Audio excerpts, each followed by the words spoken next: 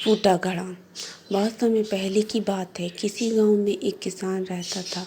वह रोज भोर में उठकर दूर झरने से स्वच्छ पानी लेने जाया जाया करता था। इस काम के लिए वह अपने साथ दो बड़े घड़े ले जाता था, जिन्हें वो डंडे में बांधकर अपने कंधे पर दोनों ओर लटका लेता। उनमें से एक घड़ा कहीं से फूटा हुआ था और दूसरा एकदम सही था। इस वजह से रोज घर पहुँचते पहुँचते किसान के पास 1.5 घड़ा पानी ही बच पाता था।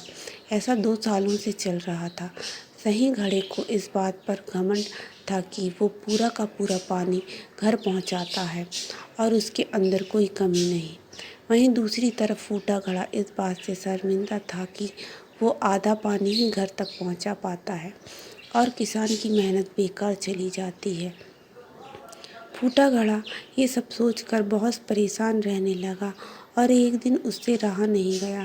उसने किसान से कहा, मैं खुद पर शर्मिंदा हूँ और आपसे क्षमा मांगना चाहता हूँ। क्यों? किसान ने पूछा। तुम किस बात से शर्मिंदा हो? शायद आप नहीं जानते, पर मैं एक जगह से फूटा हुआ हूँ और पिछले 2 सालों से मुझे जितना पानी घर पहुँचाना चाहिए था, बस उसका आधा ही पहुँचा पाया हूँ। मेरे अंदर ही बहुत बड़ी कमी है और इस वजह से आपकी मेहनत बर्बाद होती रही है। फूटे घड़े ने दुखी होते हुए कहा। किसान को घड़े की बात सुनकर थोड़ा दुख हुआ और बोला, कोई बात नहीं, मैं चाहता हूँ कि आज लौटते वक्त तुम रास्ते में पड़ने वाले सुंदर फूलों को देखो। घड़े ने वैसा ही किया। वह रास्ते भर सुंदर फूलों को देखता आया। ऐसा करने से उसकी उदासी कुछ दूर हुई, पर घर पहुँचते पहुँचते फिर उसके अंदर से आधा पानी गिर चुका था। वो मायूस हो गया और किसान से क्षमा मांगने लगा। किसान बोला, शायद तुमने ध्यान नहीं दिया। पूरे रास्ते में जितने भी फूल थे वो बस तुम्हारी तरफ थे, सही घड़े की तरफ एक भी फूल नहीं था।